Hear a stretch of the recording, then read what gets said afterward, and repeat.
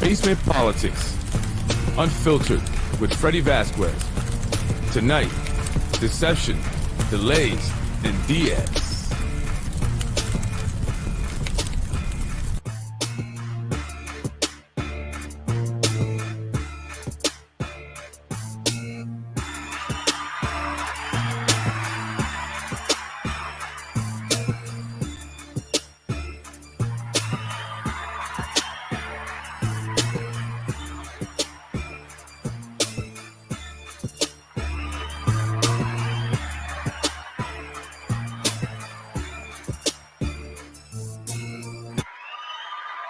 Good evening, ladies and gentlemen. Freddy Vazquez here with another episode of Basement Politics Unfiltered. I want to just say once again, if you didn't check my interview out on Yonkers Voice, check it out.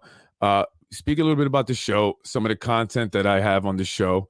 It was a good interview. A lot of people liked it, and I was reminded of it today as I went and got my hair cut. Can you tell? Yeah, so people talked about it, said they actually played it at the barbershop. I felt a little embarrassed, but they said it was good. So check it out.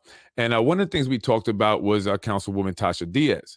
And the question that was asked of me by Yonkers Voice, Ruros, was regarding the ordinance and her voting no to override the mayor's veto. And could it have been possibly that she made a mistake, or she didn't understand, or maybe she realized something a little bit later, and that was why she changed her mind. I didn't think so. I think that there was a game that was being played there from the beginning. I think that that was the reason why Councilman Rubio changed his opinion, or changed his vote to yes, surprisingly, back in June, just before the primaries, and then again to no back when it was time to override the veto. I wanted to play a video here from a Yonkers Voice interview. Well, anyway, but really quick, he asked me, Rubio asked me if I had watched the interview he recently did with the councilwoman, and I said no, I did not. But I went and watched it, and that prompted me to watch some other videos. So I wanted to share a video now really quick with you, and then just kind of go over that.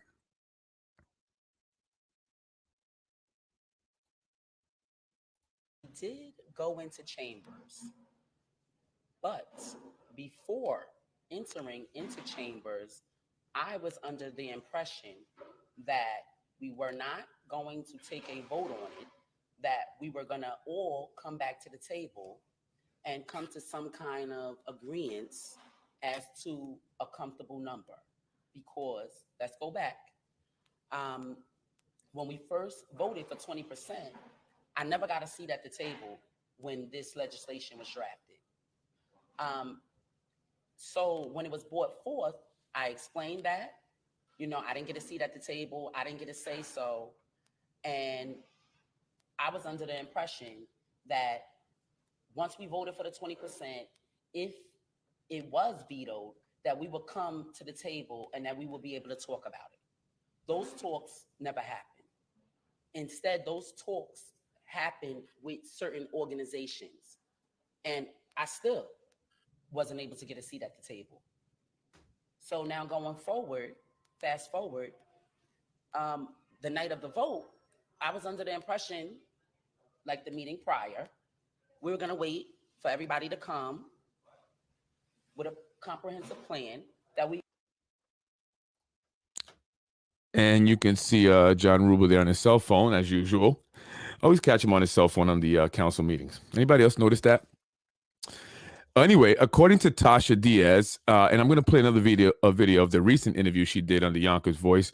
According to Tasha Diaz, one of the reasons why she voted no to override the veto was because she was not given a seat at the table, whatever that means. And why didn't you request a seat at the table? She mentions a certain community organization, and I believe she's talking about Community Voices Heard. Community Voices Heard was very instrumental in the new ordinance. Shout out to Keisha Skipper, who was instrumental along with Community Voices Heard, and I'm sure others, in getting the ordinance to include an increase from 10% to 20%. And I believe that's the organization she was talking about. But what do you mean that you were not given a seat at the table? Are you not a council member? Did you not say, hey, what's going on here before we go vote? I need to read this. I need to see what's going on? And did you not read it from the get-go? I mean, there were months and months that you had that went by that you could have read it. So I don't understand what she means by that. And then all of a sudden she seems confused. She said that there was supposed to be, she also kind of tried to blame Mike Cater somehow. She said, Tasha said that there was supposed to be a leader and there was no leader. It's supposed to be a caucus and we're supposed to be led. And that didn't happen. And again, it just sounds like a bunch of just excuses. There was some reason why all of a sudden she didn't want to override the veto and did not want the ordinance to pass. But I believe, and I said this from the beginning, that they knew the mayor was going to veto the bill. So they knew that they were going to have to come back to make a decision whether or not to vote to override it. So when they were saying yes to begin with, in particular John Rubio, when he changed his vote to yes during the primaries, it was all a game. I told someone this, and it happened. And they said, "You were right, Freddie." And I said, "Well, I saw it." You can see the moves that they make. Anyway, John Rubio also is there sitting next to Tasha Diaz. And I find it interesting that the two of them have been, buddy-buddy. He has been over at Serrato Park on Riverdale handing out food with her. I've seen him numerous times. He is the chair of the real estate committee. Let's not forget that. But I want to play his part, and I want you to hear what John Rubio has to say as to why he went from no to yes. And by the way, the lights go out. I thought that was interesting. They happen, or you go in there blinded, don't know, and all of a sudden, let's vote. In some instances, that does happen. That we go in and there's supposed to be a caucus, there's supposed to be a leader that's supposed to lead us, and that hasn't been done. That has not been displayed. I'm sorry. John, do you mind saying a few things? Sure. So I know it got a little dark, and thank you, Ben. Thank you for having me on. Thank you, Tasha. We'll make sure we get the lights back on so it's nice and bright here.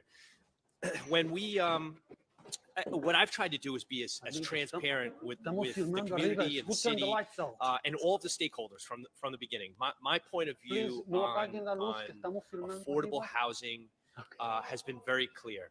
I did not believe that 20% was necessarily the number that would work for Yonkers.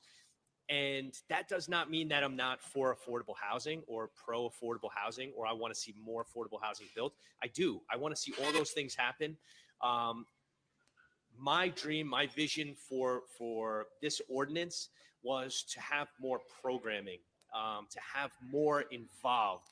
And so I like to think of it as, go big or go home on this ordinance, and not necessarily in terms of the percentage of affordable that we'll build in market rate buildings, but really, in what we could do for our community.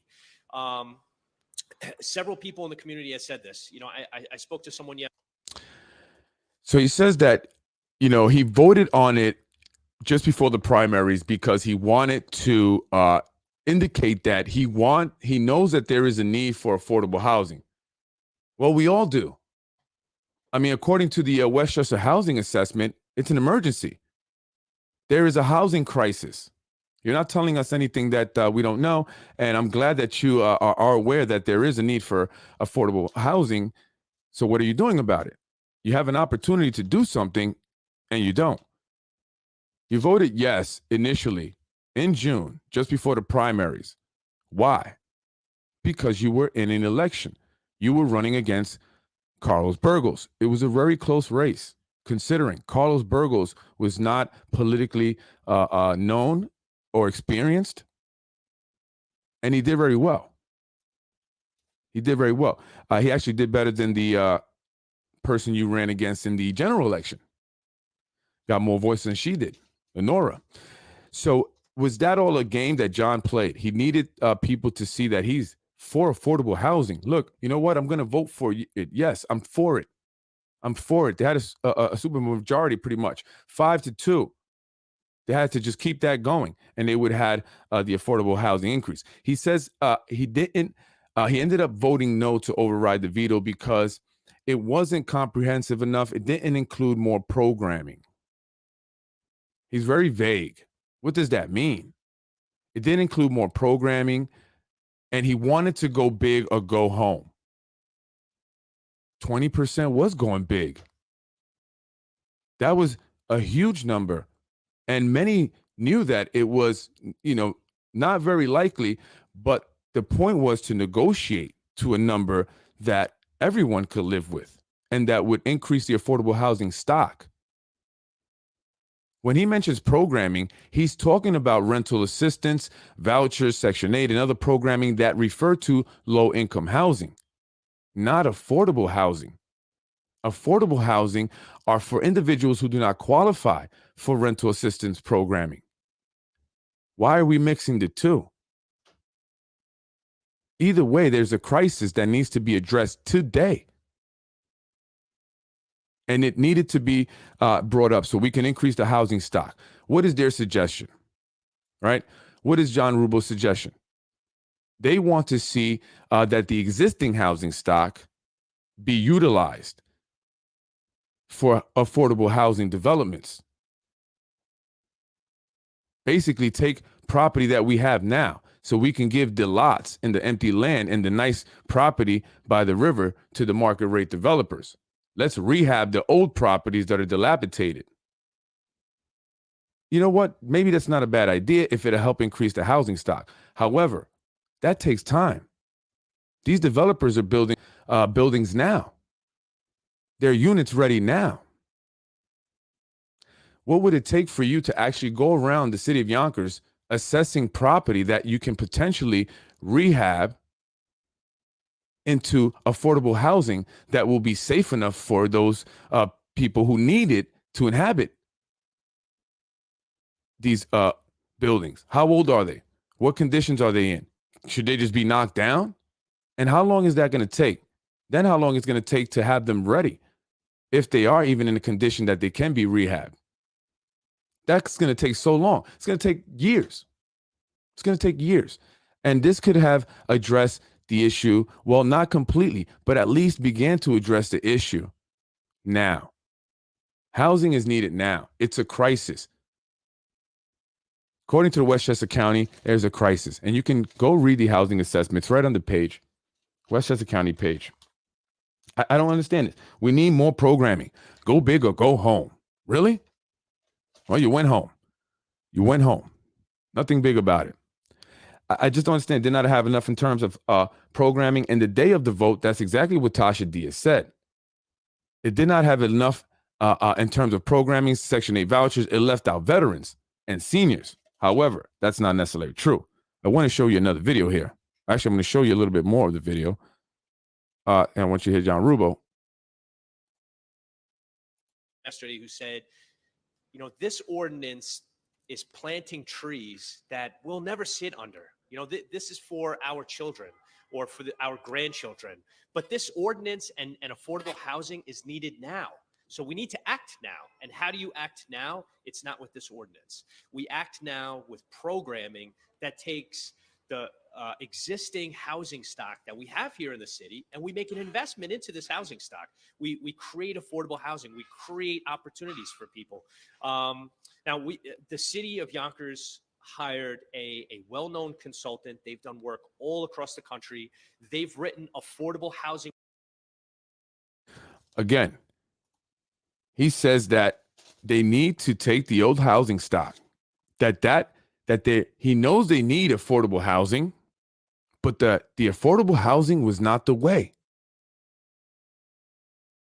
Well, we're many months past the vote, and still nothing has changed. Nothing has been done in terms of affordable housing, and there is a crisis. The crisis has been ongoing. It didn't start today, didn't start yesterday, a month ago. It didn't even start in the beginning of the year. What are we waiting for? Are we waiting for Mr. Cater to get out of office so then you can come up with a nice affordable housing ordinance and leave him out? Is that what it is? Is that what it's all about? Making sure that Mike Cater is not a part of any housing ordinance that is put into legislation and passed. That's what it's all about. What are we waiting for? What are we waiting for, Mr. Rubo? I want you to hear what he says that also if they had passed the ordinance, what it would have meant to developers. Like we care. At least I don't. Ordinances for places like New Orleans and Detroit. And when they came in, they said, if you want to go to 20% affordable housing in all of your new market rate buildings, in order to do that, you would need to give density bonuses, meaning allow developers or builders to build 15% more units, and you'd have to go up to 50% tax abatement, 50% incentives for taxes, property taxes. And so in order to do any of that, in order for us to be able to offer more tax incentives, we need the mayor to be at the table. The mayor's the chairman of the IDA. The IDA, or Industrial Development Agency, they're the ones who provide the tax incentives. They're the ones who provide the tax abatements. So we need that partner. We need the mayor at the table. The mayor vetoed this original ordinance at 20%. So he says, I'm sorry if I didn't play the video there, but you might have heard that there. He says that in order to pass this, we need the mayor's support. And obviously the mayor vetoed the new housing ordinance. So he's obviously not in support. So how would we be able to realistically have this ordinance passed and still have developers here in Yonkers, right? He says that according to an independent study, according to an independent study, in order to have a 20% housing ordinance, you would have to give an increase or a 50% tax abatement to developers on property tax, 50% discount. Also, that they would have to allow the developers to go higher in order to include more units. They would have to put in an additional 15% more units in order to make it work, in order to basically make money.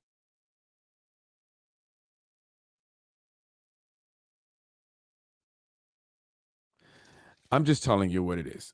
Okay. You make your I have my opinion, but please, you have your own opinion. Don't listen to what I think, but I'm going to tell you anyway. I mean, it's all about the developers. That's really what it is. It's about protecting the developers, protecting their interests, protecting their money, protecting their buddies, the contributors. If we look at the individuals who contribute to these campaigns, they are basically the developers. So who do they represent? And now another question. When we talk in terms of affordable housing, why is even John Rubel, Councilman Rubel, in that conversation? Why is he someone that's even having such an impact on it? The man has nothing, no knowledge, no understanding of what affordable housing is, what it's like to live in affordable housing, what it's like to grow up and struggle and not be able to pay your rent. And this is the person who shot down affordable housing for people who need it. What did the new affordable housing bill offer? Well, it would have set aside 20% of the units built in affordable housing developments for affordable housing. And this is for people who don't qualify. Again, Councilwoman Tasha Diaz, she talked about smoke and mirrors. But smoke and mirrors was what she was doing when she tried to confuse people and mix in low-income stuff with affordable housing stuff. Again, affordable housing and low-income are different. And there are lots of low-income housing here in Yonkers. The need is for affordable housing because rents are going up. And those who do not qualify for programming, those people that get stuck in that middle, we're in that awkward middle. It's like when I was going to college, they wouldn't give me, I wouldn't get free money, because you do get free money if your parents don't make nothing, right? They wouldn't give me any real money. I had to take out loans because they said my mother made too much, a single mom of two, made too much to get any government assistance on the student loans or student college money.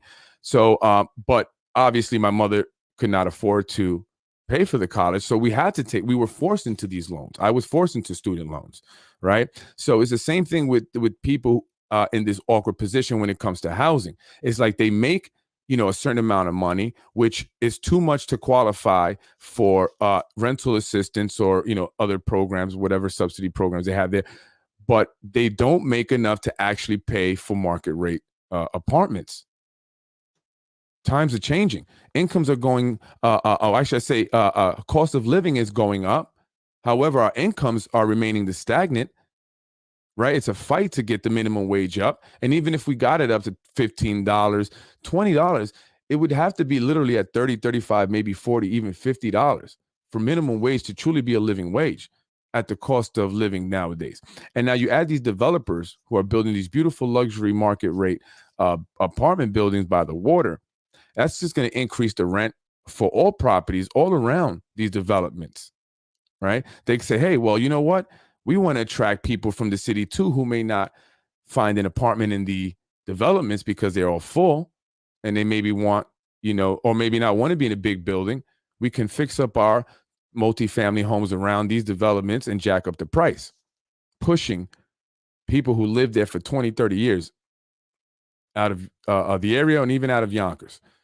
So, this is not for low-income people. It's not for people who qualify for vouchers or Section 8. So, for her to confuse it was really smoke and mirrors, and she was doing injustice to the people. And I think that was done purposely. No, actually, you know what? I'm going to share another video because I think I know why. I believe I know why she did this. And on the Yonkers Voice, Rose did ask me, because I did say that I did ask what was her gain. And he said, oh, do you believe she received something? I do. I actually do believe she received something. I actually, whether it was promise of, campaign funding, some financial material payment, or maybe an opportunity to make money. How? Well, by introducing her own people to do developments and aligning herself with some developer where she can make money. And I'm not saying this is what's happening. I'm just throwing out possibilities. Now, this is the most recent interview that Tasha Diaz did on the Yonkers Voice. I believe it's about 2, 3, 4 days ago, or 5 days ago now. So we're here to answer and educate and give you any insights that you need pertaining to affordable housing. Listen carefully to what she says. Community. So this is why we're here discussing this here on his platform. So from here on, I want to pass it over to Mr. Leverett so he can introduce himself and actually give us a little bit of insight of affordable housing. Hello, thank you, Tasha. My name is Donell Leverett. I represent a group. Part of my company is Empire Development Capital Holdings. We specialize in doing development in affordable housing. I'm in a partnership with More Development, who's also been doing affordable housing for 20 or 30 years. And we're here also trying to do an affordable housing project in Yonkers, but I just wanted to talk about some of the differences in affordable housing that's here. So one of the things that are unique, I think that's unique to our project that we're trying to do is we're a total 100% affordable project. So what does that mean, 100 total affordable 100% project? So I know in Yonkers you have a lot of projects that's going up on the waterfront in different places. Those projects are usually market rate projects with an affordable housing component, or luxury housing with affordable housing component, which is good because you have development that's going up. But when you have development that's going up with a component, just to do simple numbers, say that development is putting up 100 units and 10% or 20% is set aside for affordable housing, that provides you only 10 or 20 units. Now, 10 or 20 units as out of a 100-unit building, whereas when we do a project, we're doing 177 units. 177 units are total affordable. Now, I also would like to talk about affordability because that's a big range to people. So, affordable. When we usually talk about affordable, just to put it in number sense, we're usually talking about incomes ranging from 25,000 to around 110,000 dollars. So when you do these type projects, I'm just going to use some words that to familiarize people with. It's the big word is called AMIs. That's annual median income. Now, the AMIs determines the affordability for the projects and what they're set at. So, for example, in Yonkers, I believe the annual the average the median income is like around maybe $93,000 because they take into account of the whole Westchester. So at 100% AMI, that's the norm. That's setting you at like 93 or so. Right. So when people, not to interrupt you, but right, when people say, why don't you change the AMI? They don't realize that it's based on the county. It's not based on the actual city. Yeah. So the AMI is set by the federal government, HUD. But when they set it for the whole county. Correct. Of Westchester County. So it's. Let me tell you what he's saying there, because he's taking a little bit long to do that. Basically, the AMI is the average median income of a particular area. So Yonkers uses the Westchester AMI, which is so they average out the entire county as opposed to Yonkers. He's saying basically because they use the county and just Yonkers, the AMI is going to be higher, right? So that's going to affect people. However, had they passed the ordinance, Tasha, that was in there, that would have actually changed the income eligibility, and I will read it to you what it would have changed to. So, and actually, it would have actually. Well, I'm going to tell you, those making between 66 and 80% of the AMI, developers were now going to have to set aside 40% instead of 20% of the units, and those making 81% to 100% of the AMI would have 20% of the units set aside instead of 40%. So the developers were setting more units aside for those who were on the higher end of the AMI. And the actual AMI, I think the medium is 127, if I'm not mistaken. I can look that up. Between 127 and 147 is actual medium. I believe the gentleman there said like 100 or 110,000 is actually higher than that. So it would have it would allowed for more housing stock for those who are making less than $100,000 instead of the way it has it now, where a majority of the affordable housing units, as it stands now, go towards those who are on the higher end of the AMI. So leaving out a certain segment of the population that may around, let's say, $70,000, $80,000, $90,000. But again, this is also something that could have been tweaked. We could have also worked on changing the AMI to a Yonkers AMI. But then again, if that is done, who will be the one that determines the Yonkers AMI? And that is a fear that a county legislator had, one who I spoke to regarding this. Would it be a good idea to change it from a Westchester County AMI to a Yonkers AMI? The answer I got was no, because then it would be under the control of whoever was in power in the city. As it stands now, the AMI is determined by the federal government. So there are no interests or local interests that can potentially corrupt that number, which I thought was a good idea. Now, again, I understand with that part. And, are people still fit into that AMI category? Are they still, able to afford it? It was a step in the right direction, and people are able to afford it because the apartments are filling up. And as they stand now, they still have to include 10% of affordable housing in the developments. So there's still people or individuals there who qualify for affordable housing moving in.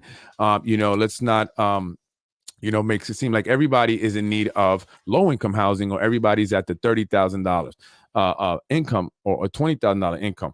But yes, there are individuals who do make that much, and there are individuals who are homeless. That also needs to be addressed. But this was talking specifically about affordable housing, which too is a need. It is one of several housing needs. Yes, low income is there's a need for it. However, there are a lot of programs and a lot of properties and housing, city-owned housing, state or whatever, different municipality-owned housing available for those who need it.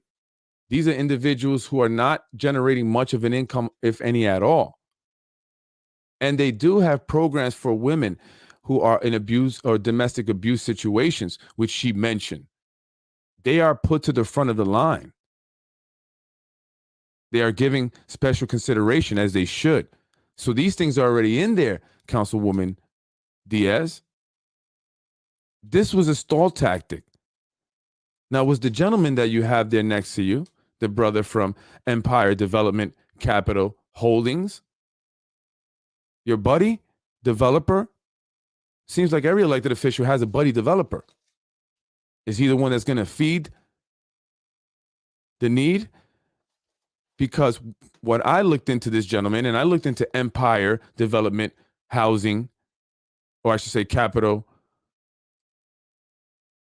they are actually what's known as a what they do is actually build condo or co-ops, affordable housing co-ops, which people buy. So in the video, they talk about home ownership there in that interview. And they've mentioned this, and Councilman Rubel has as well, a pathway to home ownership. Let's get people on a pathway to home ownership. How about let's get people in an apartment first? Let's look at where we are with the economy. How many people can afford to buy a home right now? How many people think it's smart to move into or go into a home buying situation? Not too many. Not too many are in that position now with the economy. And we're looking at a lockdown. That means that people are not going to be working. More jobs will be lost. So for her to say that this is a great idea because this gentleman builds a specific affordable housing development that's 100% total affordable, seems like all your concern is working out some business deal for yourself.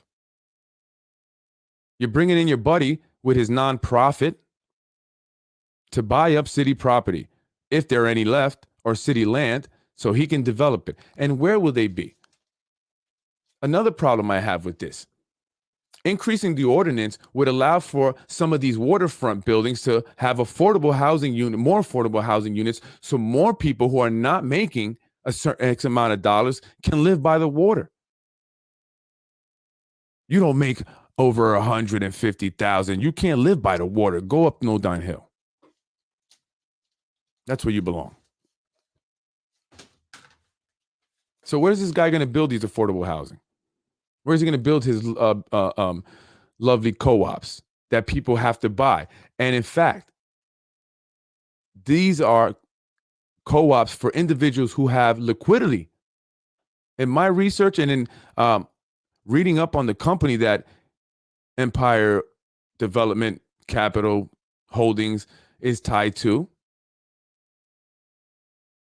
it says that those who would qualify for that type of situation would need to have liquidity, meaning they would need to have cash available for a down payment. So how many of your constituents, Councilwoman Diaz, are going to have down payments for these co-ops your buddy developer there wants to bring to the city of Yonkers? And how long is it going to take? We need them now. We needed them yesterday.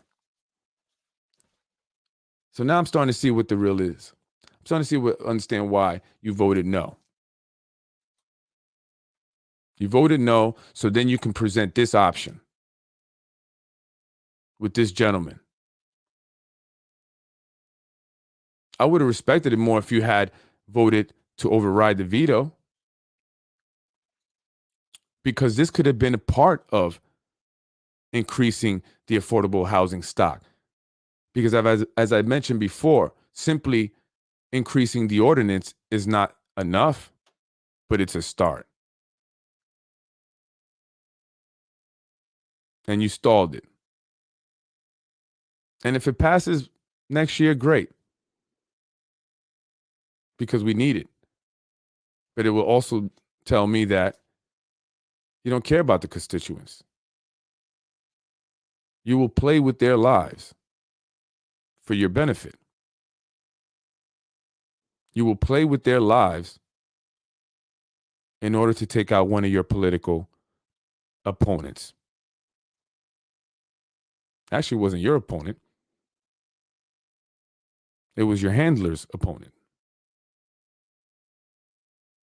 But you did their bidding. And now you got Mr. Donell Leverett in the city of Yonkers looking to buy a property or rehab existing stock. Is he going to get the asbestos out, the mold?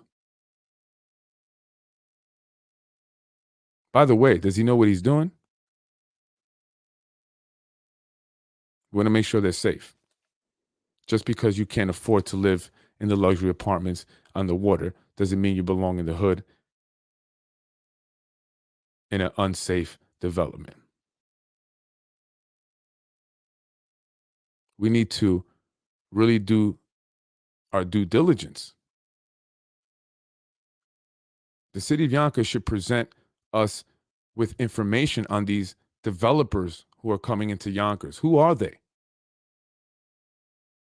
How do they seek to benefit the city? How will the city benefit? That's all we should be asking. Okay, how are we going to benefit? Okay, how will we benefit? Yeah, that sounds nice, but how are we going to benefit? How are the people of Yonkers going to benefit? Those that live on the southwest side, those that live on the northeast side, northwest, southwest, southeast. Because the developments are impacting everyone. And I hope you understand that. I'm Freddy Vazquez. This is Basement Politics Unfiltered. If you didn't watch those interviews, check them out. I just wanted to come on real quick and point that out. I see what the deal is here. I see why you voted no. You don't care about the constituents. You don't. You don't. And you should have came on my platform because you act real tough. Should have been bold enough. Wasn't going to bite you.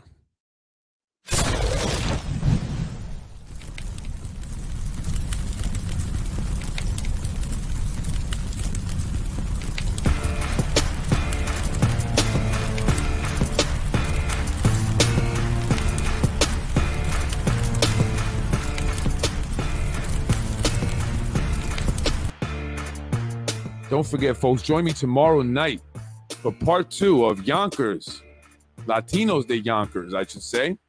And check out for Santa Claus. I hear he might be in town handing out gifts in his red sleigh. The one with the black spoiler on it. Check out Santa Claus. He'll be right around Yonkers, sponsored by Push, the People United for Social Honor, a local nonprofit here in Yonkers doing a lot. Check them out. I'm Freddy Vazquez. Tune in tomorrow night. Latinos de Yonkers, part 2.